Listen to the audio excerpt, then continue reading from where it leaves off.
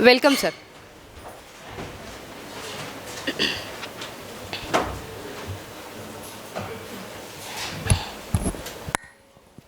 Please be seated.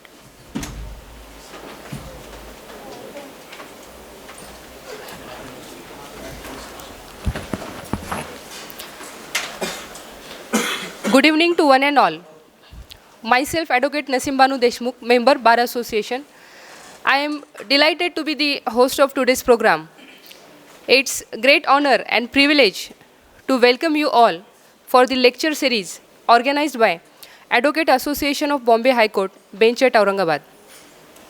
Today, we are very glad to have senior advocate who is already known to everyone. That is our senior counsel, Mr. Rajendra Deshmukkh, as a speaker for 5th lecture in lecture series. The topic of today's lecture is Inherent Powers of High Court under Section 528 of BNSS 2023. That is Section 482 of Code of Criminal Procedure 1973. Now, as a token of appreciation and gratitude, I request Mr. Shrikant Kaude, Vice President of our Bar Association, to felicitate our today's speaker, Senior Advocate Mr. Rajendra Deshmukkh.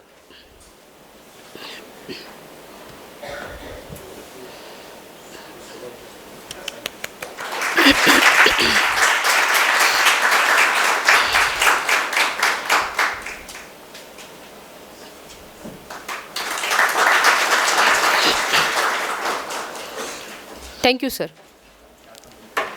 Now, I call upon Advocate Ravindra Gore, the Secretary of our Bar Association, for brief introduction and intent about today's lecture series.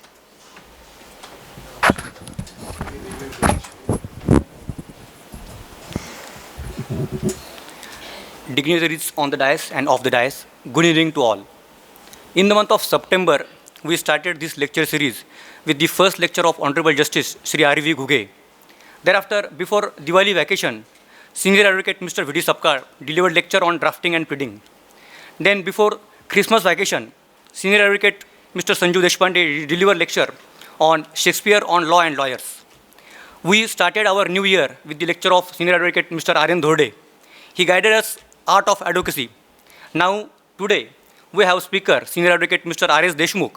He is going to deliver his lecture on very crucial topic for criminal lawyers. Now, the purpose and object of this lecture series, we are all aware. Therefore, I will share the future plans of this lecture series. On 18th of February, Mr. P.R. Katneshwarkar is going to deliver his lecture. Even Honorable Justice Mangesh Patil has consented for his lecture under our segment Know Thy Judge. Even Honorable Justice Vibha Kankanwadi, she also consented for the lecture in the month of March. Even Senior Advocate Mr. Vidion, he also consented for lecture in the month of March. So there are so many lectures in coming February and March. Now in the month of April, we are planning workshop for young lawyers who are having practice between 5 to 7 years. In that workshop, our expert lawyers will interact with young lawyers, and that will be a major plan of our lecture series. Along with this, at the occasion of International Women's Day, we are planning one more lecture. So there are so many lectures are coming forward. Now we are also satisfied with the response received from the young members, senior members of our bar. Now on YouTube, when we are uploading our videos, the views are also increasing day by day. So we are glad for your response to this lecture series. And I hope that this will continue for next few lectures also. Thank you. Thank you, sir. Now moving towards, I call upon Advocate Pradeep Andhade to introduce our today's guest.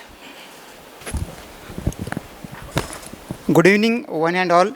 It is my immense pleasure to give short introduction about Honorable Senior Advocate Sri Rajendra Sudhakar Rao Deshmukh. He was born in a reputed family of lawyers. His father, late Senior Advocate Sri Sudhakar Rao Deshmukh, was eminent, distinguished and popular lawyer in the Marathwada region who actively practiced for about 42 years in various trial courts and at Bombay High Court bench at Aurangabad. Honorable Senior Advocate Rajendra Deshmukkh sir was enrolled with the Bar Council of Maharashtra and Goa in January 1988. Since then, he has been practicing as an advocate in this High Court. During the initial years of practice, he worked as a junior in the office of his father, late Senior Advocate Sudhakar Rao A. Deshmukh. Later on, he has worked as an assistant government pleader and additional public prosecutor in the High Court of Judicature at Bombay bench at Aurangabad from October 14, 1996 for a period of 4 years, and had a remarkable performance during that tenure, which was appreciated by the government of Maharashtra and also by the then honorable judges of various benches before whom he had occasion and opportunity to appear in the capacity of AGP and APP. He had participated and was bestowed with the responsibility of training newly recruited civil judges and JMFCs as part of induction training. Honorable Sri Rajendra Deshmukh sir has been designated as Senior Advocate by the Bombay High Court with effect from February 2020. Senior Advocate Sri Rajendra Deshmukh sir has wide experience in dealing with civil, criminal as well as constitutional matters. On various occasions, he has also appeared as counsel before trial courts in important civil and criminal matters. He has also vast experience to deal with service matters on appellate side of Bombay High Court. He has also appeared as a counsel for different government undertakings, corporations, local bodies, banks, financial institutions, and various non-governmental organizations. Apart from these milestones, he has set forth numerous other milestones which today can't be mentioned due to paucity of time, and as we all are eager to hear him. Thank you. Thank you, Mr. Andhade. Now, without taking much time between you and our renowned guest today, I request our today's guest, Senior Advocate Rajendra Deshmukh, to share his view on a topic. Please, sir. So, namaskar and good evening to one and all. I am really happy to be here today this evening when I am invited by our managing committee to deliver the lecture on this power of High Courts under old section 482 of the Code of Criminal Procedure, and now the new section 528 of the BNSS. Actually, my learned friend Mr. Gore, he has said that today the lecture is for criminal lawyers. I differ with that. Lawyers are never criminal. Lawyers are appearing on criminal side. So therefore, I correct him. So friends, actually today I am to address on one of the most fascinating subject of criminal law. And you may be knowing all that section 482 of the Code of Criminal Procedure is a pivotal provision that grants inherent powers to the High Court. It's an exclusive power. It's not available with the trial court, subordinate court. It's not there at all. So therefore, the Honorable High Court is bestowed on with this power. This is an exclusive power. And therefore, this power is with the High Court having a jurisdiction to prevent abuse of legal process and also to secure the ends of justice. So these are the two most important things which are to be achieved. Abuse of process of law and to secure the ends of justice. Now that is the role which is to be, rather, we lawyers are responsible for this. Litigants come with a lot of hope. There is a lot of injustice, but then there is an administration of justice. This machinery is an administration justice machinery. And there, we pray to the High Court that, sir, please exercise the power under section 482 of the Code of Criminal Procedure. Now there, this section is one of the most important provisions that helps ensure the golden triangle of the Indian Constitution. Now please never forget that this section 482 and in new criminal procedure, though it is rather termed as 528, please permit me to refer it as 482 because we are more, for last now in my 38 years of practice, I am referring to it as 482. So please pardon me that I will refer it to 482 only. So saving of 482, I may read for yourself. Nothing in this code shall be deemed to limit or affect the inherent powers of the High Court to make such orders as may be necessary to give effect to any order under this code, or to prevent abuse of the process of any court, or otherwise to secure the ends of justice. Now, when we look at the new provisions, section 528 of BNSS, verbatim same, there is absolutely no difference. So therefore I say that we will be referring to 482. Now, as far as this section 482, the brief history which I can tell you is this, that the Honorable Supreme Court in the year 1960, first time, witnessed the circumstances in which the inherent jurisdiction has to be exercised by the High Court. And that is known as the case of R.P. Kapoor versus State of Punjab. That is 1960 Supreme Court. So therefore, there the Supreme Court was called upon to decide the High Court's power under section 482. And that time the Supreme Court has ruled that where there was a legal bar against the institution or continuance of the proceedings. So this is number one. Number two, where the allegations in the first information report or complaint did not make out the offense alleged. Now, day in and day out, we are attending the courts. Our friends, we all are addressing the division bench, the learned single judges also. But basically, we all know that these 482 petitions, they are coming before the division bench of this High Court.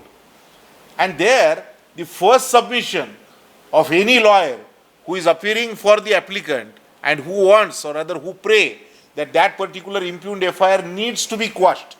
So he naturally pray to the High Court that please exercise your jurisdiction under section 482. Now that cannot be done under article 227. That cannot be done under section 397 of the Code of Criminal Procedure. The only provision enabling the High Court is 482. So therefore, it's the most fascinating part according to me.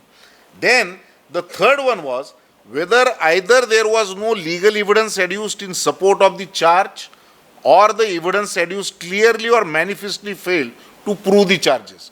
So these are the three things which we are impressing upon the court, telling the court, trying to convince the court that, sir, please appreciate from this angle. And therefore, we rather call upon the court that, sir, you have this jurisdiction of 482, please exercise this in favor of my client. And then the court examines this. Now, what is the purpose of section 482? Let us go to that.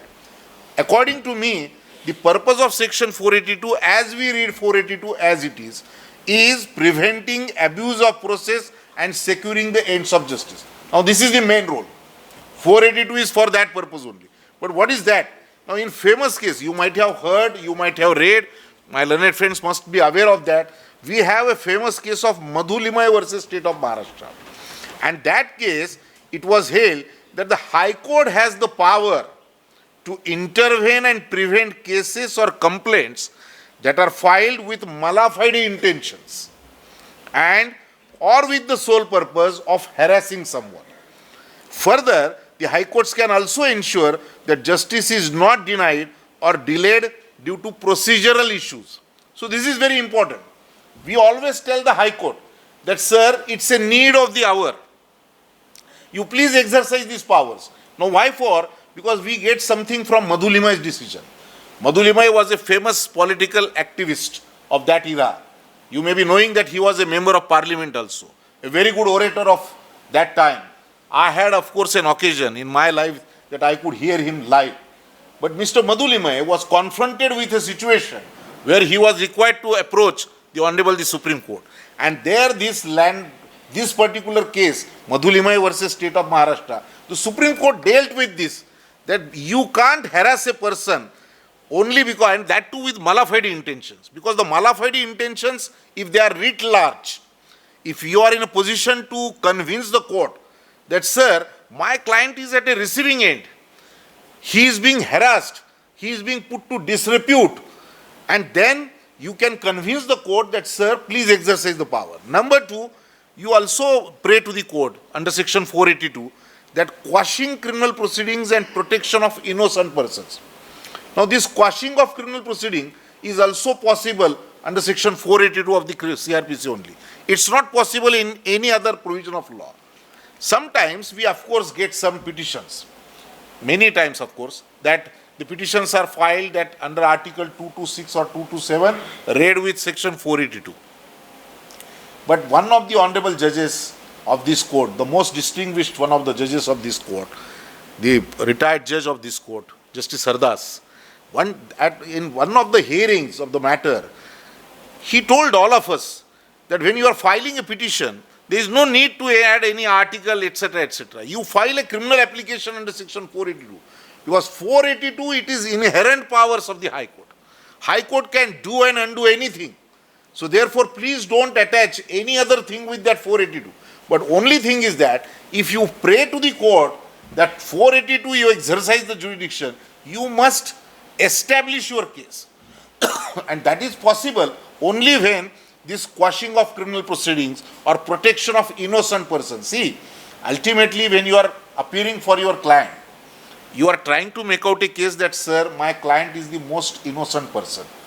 He is being put to receiving end and he is the victim of some injustice. Now, therefore, if you say that, then the High Court can use the inherent powers in this section 482 to quash the criminal proceedings also. And that is not possible anywhere else. Then the third thing is setting aside illegal orders. That is also possible in 482. Many times you know that there are authorities, tribunals, maybe subordinate courts, they are passing on the face of it, we can tell the High Court that, sir, it is an illegal order.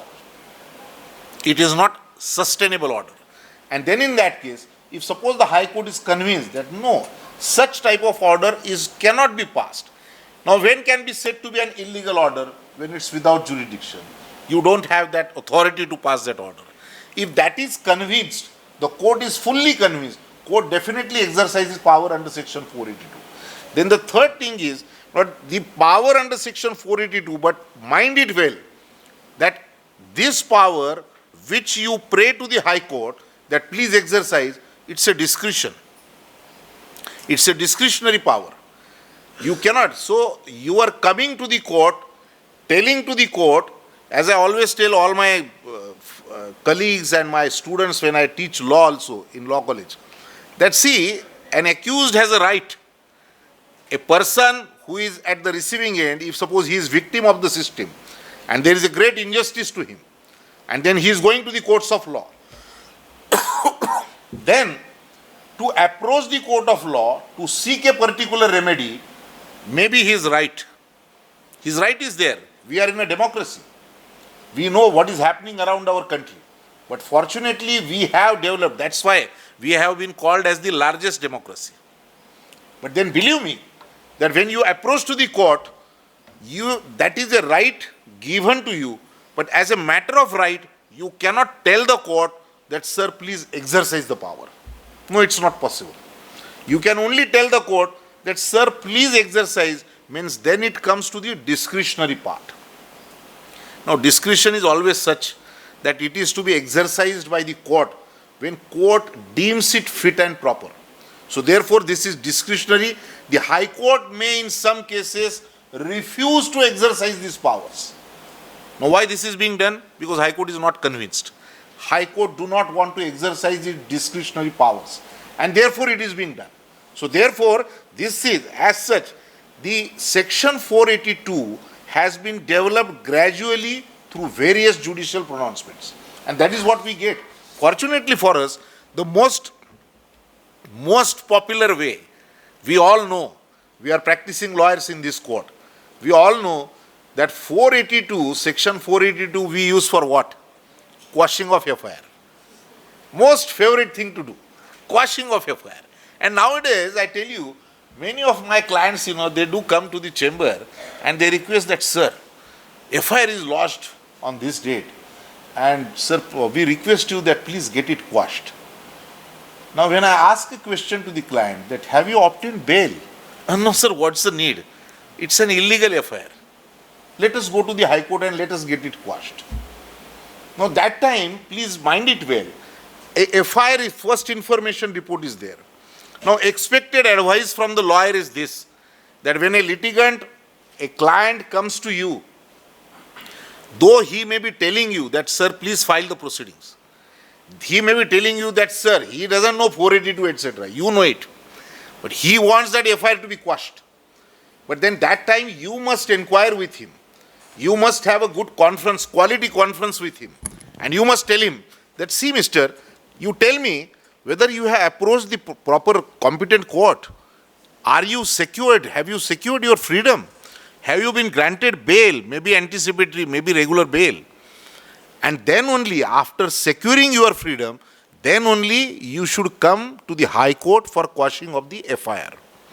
That's what is to be advised. But many a times, it's very sorry to say, that many a times this advice is not being given to the clients.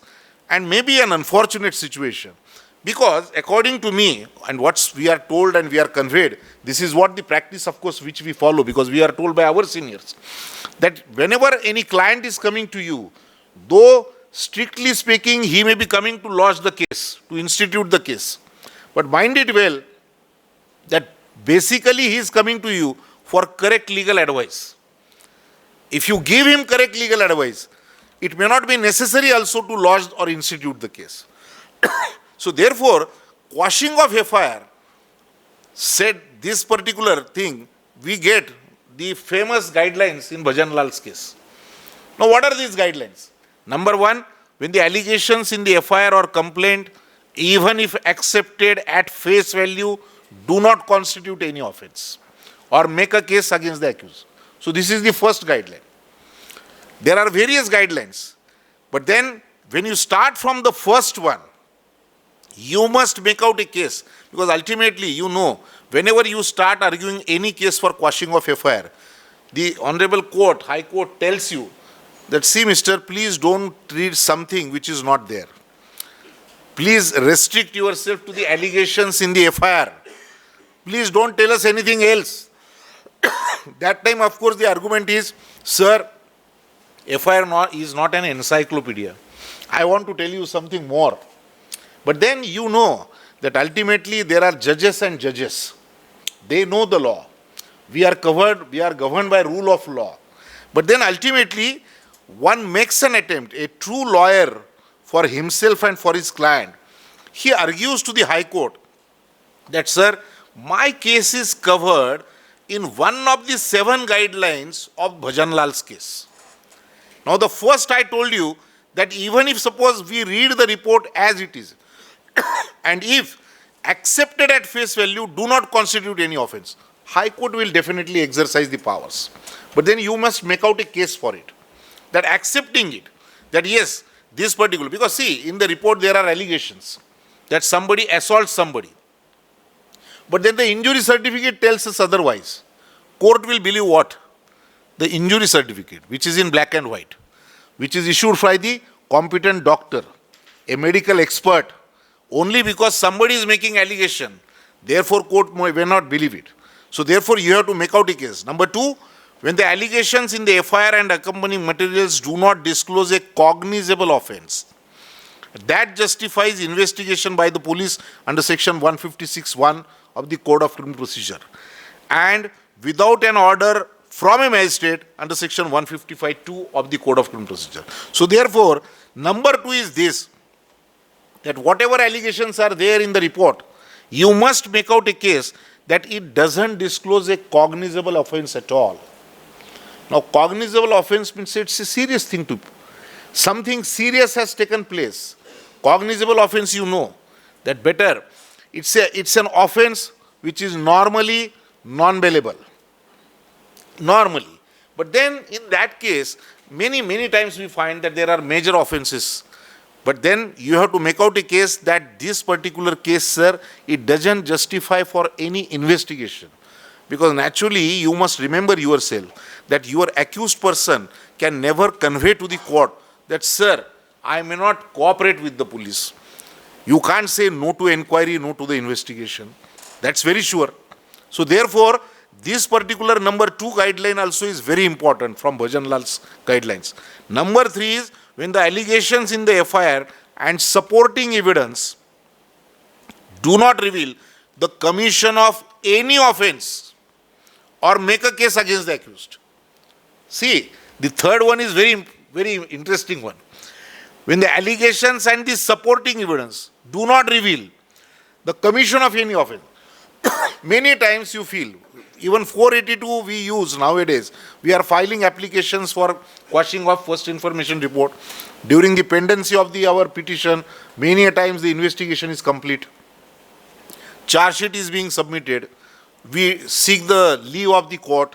We amend the petition. We amend our prayer clauses. We amend our crucial paragraphs, contentions, grounds, everything. But ultimately the prayer is for what? Quashing of charge sheet. But that also, if you can tell the court that, sir, please see the allegations in the report and see now you have the charge sheet before you. Charge sheet means what? Ultimately, it's a section 173 report, final report. So it's after investigation. So the whole set of evidence is before the court. Now in that case, if you are in a position to convince to the court that, sir, it doesn't make out a case against my accused, then again the court will definitely come to your help. Number 4, when the allegations in the FIR do not constitute a cognizable offense but only a non-cognizable offense, in which case no investigation by a police officer is permitted without a magistrate's order under section 155(2) of the Cr.P.C. See, allegations are there. Normally any FIR, always allegations are there. But if it doesn't disclose a cognizable offense but a non-cognizable offense, then what? So there also Bhajanal's case tells us that you have to make out a case in that particular guideline. If that is so, court will exercise its powers. Then 5th is when the allegations in the FIR or complaint are so absurd. See the word which is being used by the Supreme Court. So absurd and inherently improbable that no reasonable person could conclude that there are sufficient grounds to proceed against the accused. So this is very important thing to happen. Unless and until the allegations are complaint, FIR or complaint, whatever it is, they are so absurd. While reading the report, you can tell the court, convince the court, sir, this is not possible. These are absurd allegations. Then in that case, court may come to your help. And in that case, please permit me. So therefore, now allegations, as I say, many times you find nowadays, there are allegations after allegations, there is political rivalry, there are family disputes, there are matrimonial disputes. On the face of it, you can point out to the court that, sir, this particular informant or complainant, he is my close relative, maybe my close friend, maybe my wife, maybe my husband, maybe my partner, maybe somebody else. But then in the facts and circumstances of the case, the allegations are in such a way that they are attaining absurdity. Then in that case, it cannot be said to be a report which can be said to be a sustainable one. And then the High Court will definitely interfere by exercising powers under section 482. Now then 6th one is, when there is a specific legal provision in the CR.P.C. or the relevant act that bars the institution. See, this is very important. There are cases where you get such type of reports also. There is a bar. And what is the bar? In instituting or continuation of criminal proceedings. Many times you get that certain reports are to be lodged by certain authorities only. It cannot be lodged by A, B, C, D. You get direct provisions in the special acts that any complaint or criminal case is to be instituted by this particular authority. It is also specifically said sometimes that there is no delegation of power. That particular authority is to institute. So therefore, if this is not done, or when there is an alternative legal remedy available to address the aggrieved party's grievance, many times you know that there are alternate remedy available to the person concerned, that is the informant or the complainant. But still many times it happens that the criminal law is being set in motion. And why this is being done? Because as you know, that alternate remedy, if it is of civil nature, ultimately what is to be done? It takes many days, maybe months, maybe years in the courts. Nowadays, you know, everybody wants everything instantly. We are living in an era of instant justice also. Everybody is so, when he comes to you, he tells us that, sir, jaldi karo. Please do it fast. And the reason is being this, that there is an injustice. But then you must tell your client that even if suppose there is a merit in your case, but still in the courts of law, it takes its own time because there is a procedure involved. And I always tell all my clients that, see, mister, we are living or we have adopted a legal system in this country. So that legal system, in that legal system, you being a litigant or a client and I being your lawyer, we are part and parcel of the system. Only because that I am a lawyer, it doesn't happen or it can't happen that I can go something beyond beyond the framework of the law. That cannot happen. And that you must appreciate with this. Ki client comes to you, he is seeking legal advice. That time you must tell him that, see, I will file your petition for quashing of the report, provided I can get that from these 7 guidelines of Bhajanal, I can make out a case. If that is not possible, you must be fair to yourself and to your client also. That please wait for some time. Now there are many cases nowadays I am coming across that yesterday or day before yesterday, one of my clients, a retired deputy superintendent of police, distinguished service of more than 30 years. After his retirement, on 26th, I think, or 27th of this last month, January, a first information report came to be lodged against him regarding disproportionate assets. Now, he was so sure that, sir, no, I had no disproportionate assets. So, when 26, 27, this report was there, immediately on 29th, a phone call to me that, sir, let us get the FIR quashed. I said, mister, you have to wait for some time. You first see what is the report, what sort of inquiry is going on against you. Even if suppose your case is very good on merits, but if you rush to the court and courts get an impression that somehow you are trying to make out a case in these 7 guidelines, but if it is not coming within that, then what? Your client can be penalized. Your petition can be dismissed with cost.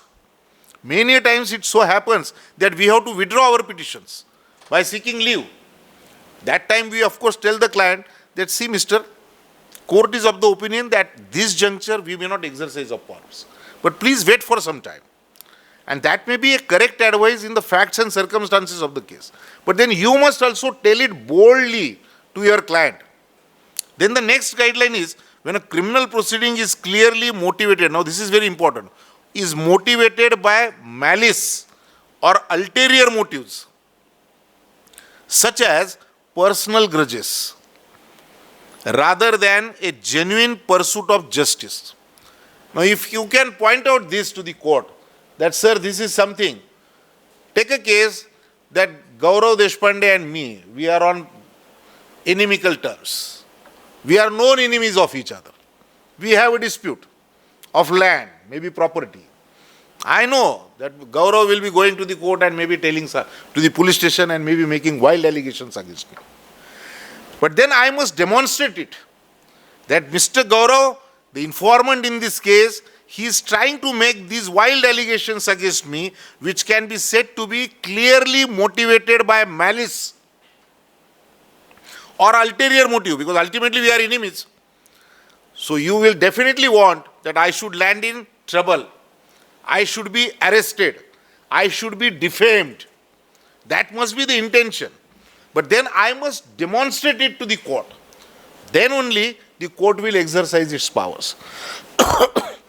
Then section 482 of the Code of Criminal Procedure, because these are the 7 guidelines which we gave, which we called as golden guidelines from Bhajanal's case. But then this particular thing, this 482, it doesn't grant any new powers to the High Court, but rather preserves its inherent powers to prevent abuse of court processes. See, this is very important. Many times there are certain words, certain sentences by matter of course we are using. But every word and every sentence which we are using in the courts of law, it has its own importance. And see, when inherent powers, when can be exercised? Not always. They are to be used sparingly. It cannot be a matter of course that yes, every petition you are filing and you are requesting the court that, sir, please do it. But court will look into it. Court will scrutinize whether it can come under any of the guidelines. Then only court will be doing it. Then section 482 can be used. Nowadays you find that, see, any offense, when you look at, you try to see that whether the offense is cognizable, whether the offense is compoundable, whether the offense is bailable. Now, there was a time that when the courts were refusing to quash the FIR or the charge sheet for non-compoundable offenses. But nowadays there is a sea change. We are getting such cases that there are cases of 376, rape. But subsequently, the victim and the accused, they come together. And they say that, sir, no, we are now marrying each other. Court appreciate that. Court says that very well. Now that particular part is over. But if suppose marriage is taking place, two lives are there, then what? So therefore, this particular aspect, that no FIR quashing or charge sheet quashing in a non-compoundable offense, that stage has also gone. But then you have to make out a case for that. Because there are occasions that certain times you know that you project to the court that, sir, there is a marriage, but in fact there is no marriage. These things are happening. Courts are getting notice of it. And then in that case, court refuses to quash non-compoundable offenses. Now it is the duty of the High Court to evaluate whether quashing a criminal proceeding serves the interest of the justice. See, ultimately anything is to be done is to be in the interest of justice. These are not mere words, friends. These are interest of justice means ultimately the whole machinery which we are experiencing day in and day out. It is something in the interest of justice, that is somebody is there who is approaching to the courts of law because there is an injustice to him.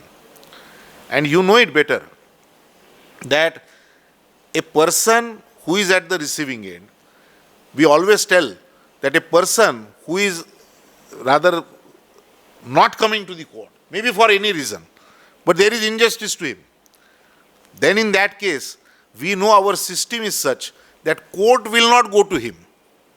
Ultimately, it is for the person concerned, the victim, he must approach to the court of law. Then only he will get the justice. It's not like, I always tell my friends that, see, if suppose I am a person and I want to avail the services of some big doctor, a renowned doctor in the town, I can pay him the visiting fees, maybe something more than that. But I can call him to my house, my residence, if suppose my mother is not well. But can it be done in our court matters? No. The victim has to go to a lawyer. The victim has to approach to the court. So there is a machinery provided. And in this machinery, you get an important role of this section 482. And that is why, at the cost of repetition, I'll tell you that is why it's the most fascinating part of the criminal law. Because otherwise, nowhere you get that FIR or charge sheet is being quashed. The inherent power of the High Court must be exercised, as I said, for two reasons. Repeatedly, at the cost of repetition, the section tells us to secure the ends of justice, and then to prevent abuse of process of court law. This is always, because if these two things are prevailing, then the whole purpose of exercising powers at the hands of High Court would be futile. Then, please friends, one thing is there. There can't be any straitjacket formula.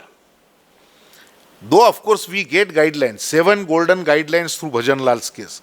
But still, there can't be no principles which can be formulated on whether a complaint or FIR should be quashed based on settlement of the dispute, as it depends on the facts and circumstances of each case. See, nowadays we are also getting certain petitions where the informant and the accused, they are coming together, telling to the court that, sir, of course there is a FIR, but now the things are settled, maybe out of the court. But then in that case, nowadays you know that courts are also taking care of this. Court, of course, exercising powers, but with certain caution and care. Court tells us that you have put the whole machinery. So therefore, we will quash the FIR or maybe charge it, but subject to cost. And this cost has to be paid by both the parties. So this is what the courts are taking care of. But then to avoid this, and at the same time, you know it better for yourself. You are all lawyers. I always tell my friends, my chamber colleagues also, that see, any person now when we are lawyers, we are not child students of law. We are adult students of law. So what is expected from all of us, and that is why nobody is perfect.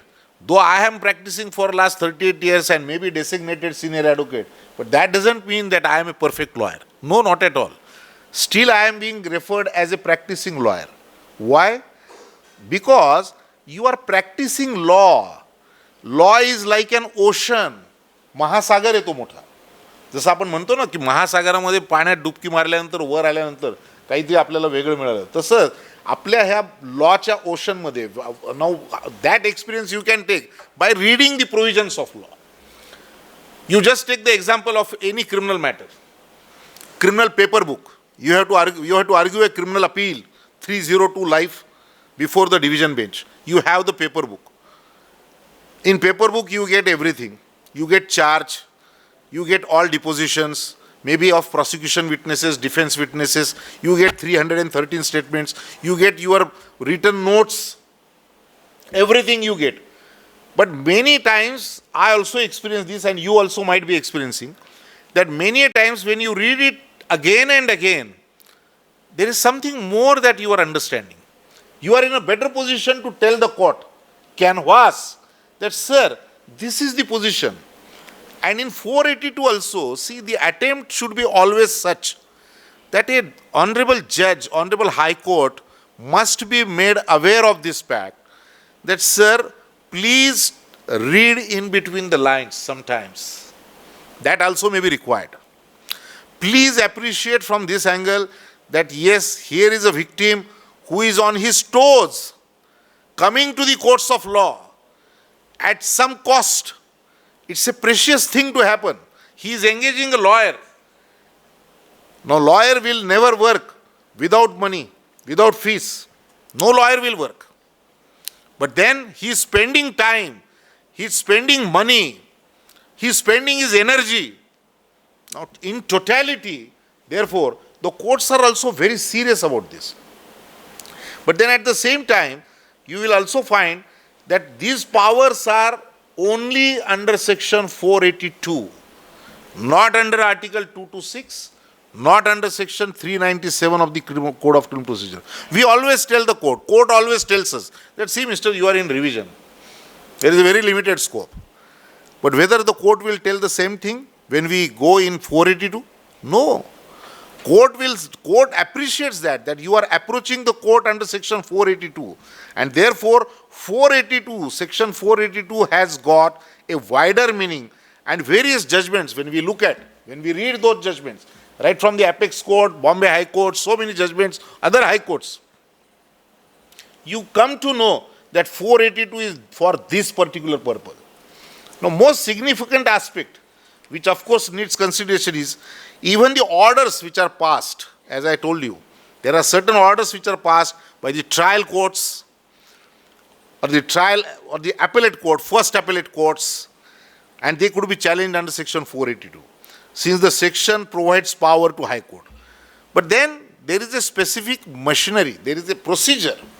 Many times I feel, just few days back, I had an occasion that one of my clients, she told me that, sir, I am at a receiving end. I have filed an appeal. It was, of course, a civil matter. But I have filed a civil appeal against a judgment and decree of the trial court. And in that appeal, I filed a stay petition. And that stay petition is not being heard for maybe for 1 year or 2 years. I said, what your lawyer is doing then?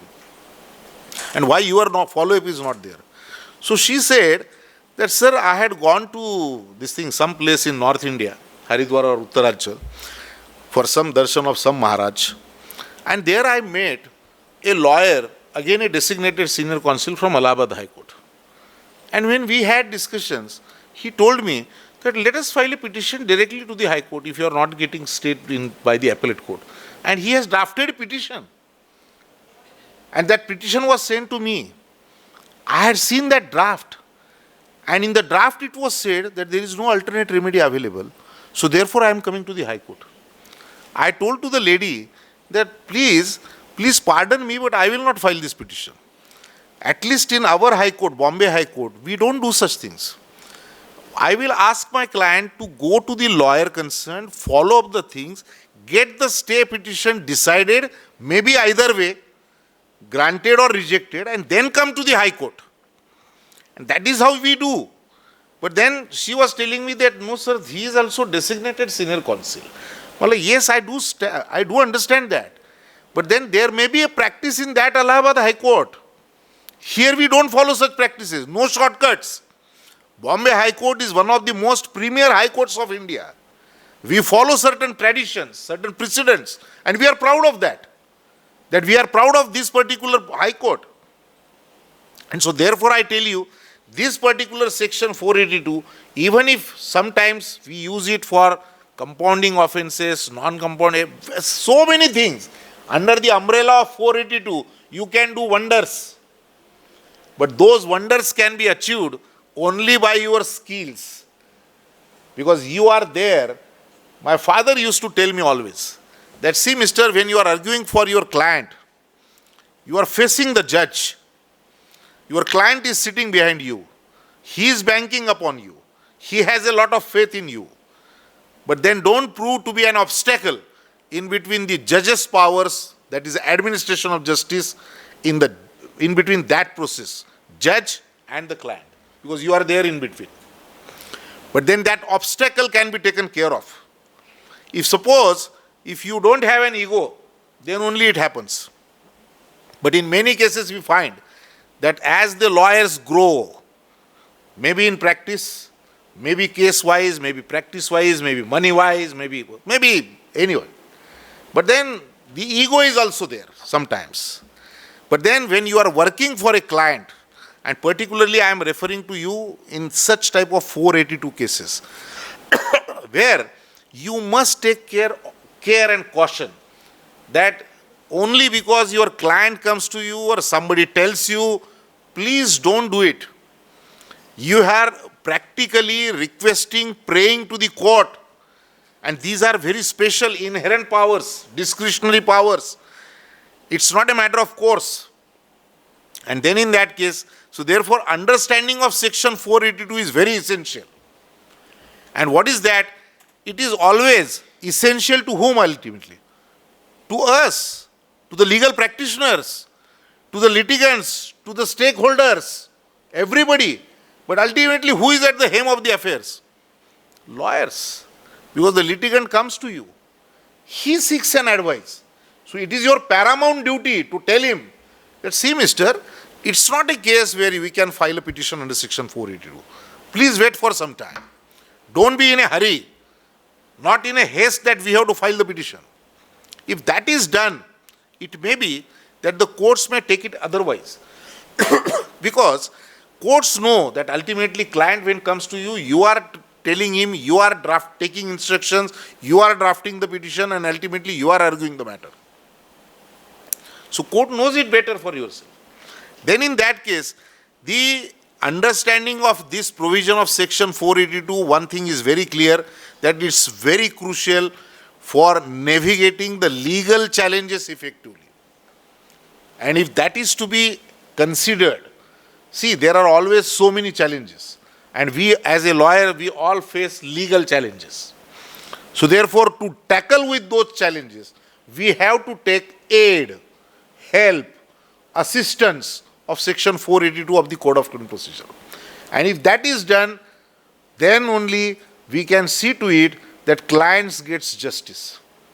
And therefore, all this entire judicial system, according to me, is designed to ensure justice to every citizen of this country. Every citizen of this country. And thus, sparing this, because as I said, these powers are to be exercised sparingly. And in that case, discretionary reliefs needs to be generously extended. Many times we lawyers, we discuss so many things. And we sometimes tell to our friends, to our colleagues, that court is not, of course, granting me relief. Maybe that court is not generous. Sometimes it happens. Some judges, they do not exercise the powers which, of course, we want them to exercise. It happens. But then there you have to convince the court. The only thing you can do is you can convince the court. Though in lighter vein it is always said that when you are not able to convince, please confuse the judge. But that cannot be done in every case. Frankly speaking, it can be done only once. Because if you start it doing time and again, the judge will come to know that he is a better person not in convincing but confusing. And then in that case, the court will never help you. The court will never grant you any relief. So therefore, this particular aspect of the matter is also to be seen. And many times I tell you what happens is, this telling to the court as a matter of right. Many times, many lawyers come to me and they tell me that, sir, we have a very good case on merits. I have an excellent case application under section 482. But the court has not quashed the first information report. So he is somewhat, at pains to tell me. He is rather an aggrieved person, a lawyer. So see, these are the incidents which do happen in a professional's life. I can tell you from my experience. I always tell my friends, my chamber colleagues also. It is not the case that, because I am practicing for last more than 30 years, so I have won every case. No. Maybe proportion is otherwise, that I have lost so many cases. But then the client must know that I have taken full efforts. That's the thing to be done. The judge to whom you are addressing and the client for whom you are working, both of them, they must feel themselves that my lawyer has taken full efforts into the case. Then only he has the faith in you. He comes to you again. But unfortunately, that is not being done. That is what is being seen, of course, not by everyone. But there are so many lawyers. And as I told you time and again, this is an era where I always used to tell my late father that, Baba, you have practiced in a golden era. There were good judges, good clients who were respecting the lawyers, good atmosphere.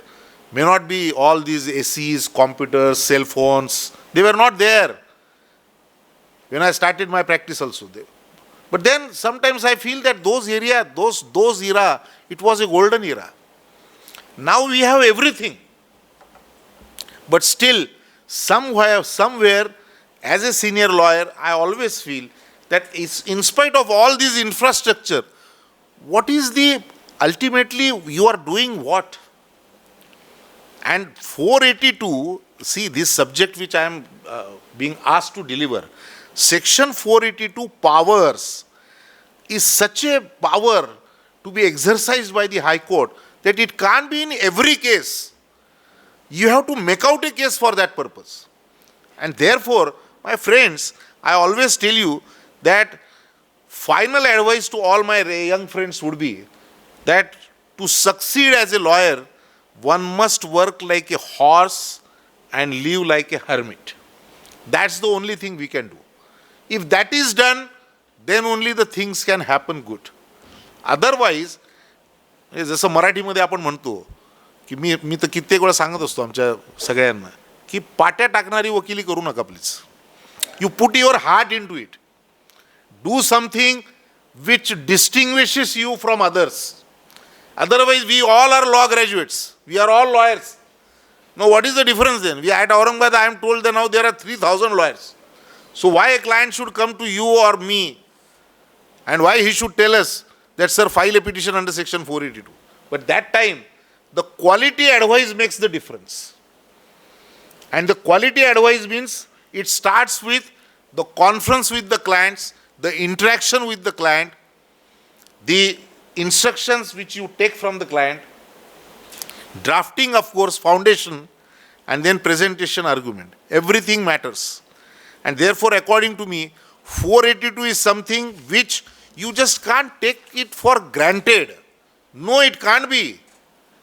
And therefore, if suppose this particular 482 is to be seen, experienced, please mind it well that this is one of the most fascinating aspect of law.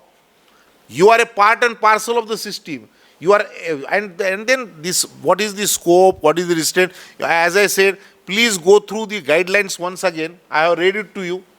But then make it a point that you read it again. You try to make it within that parameters, then only it can be done.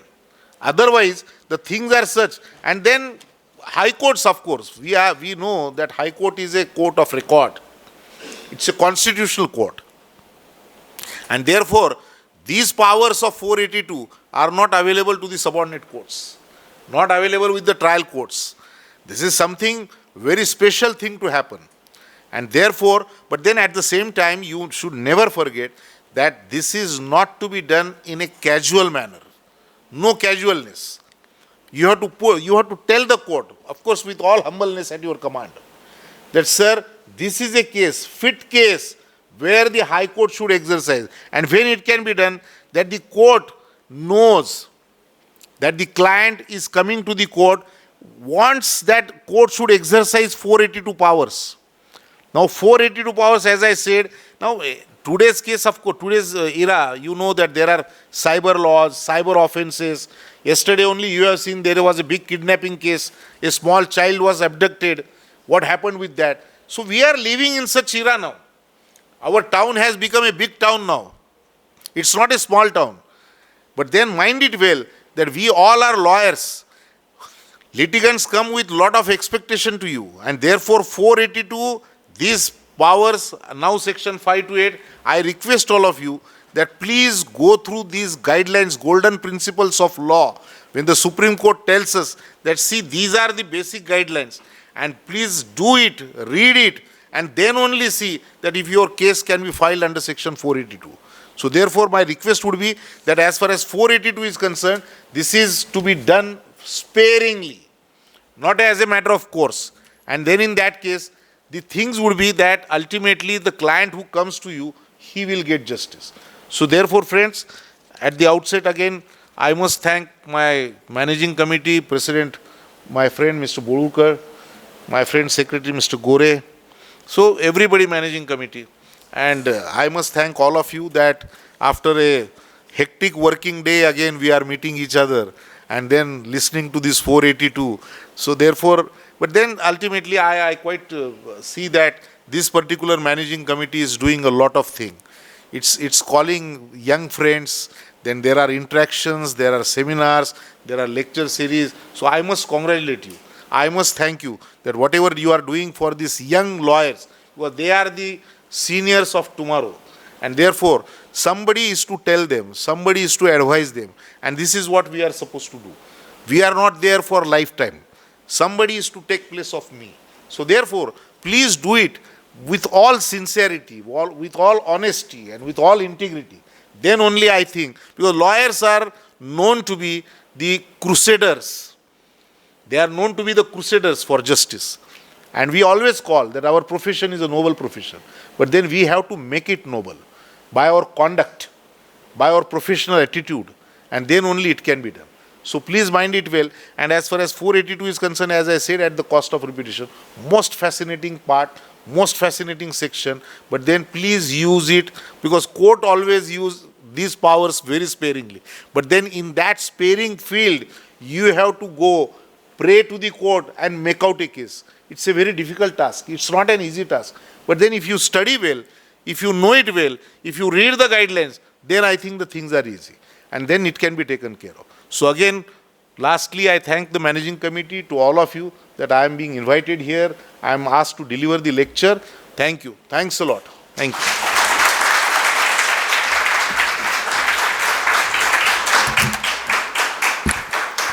Thank you, sir.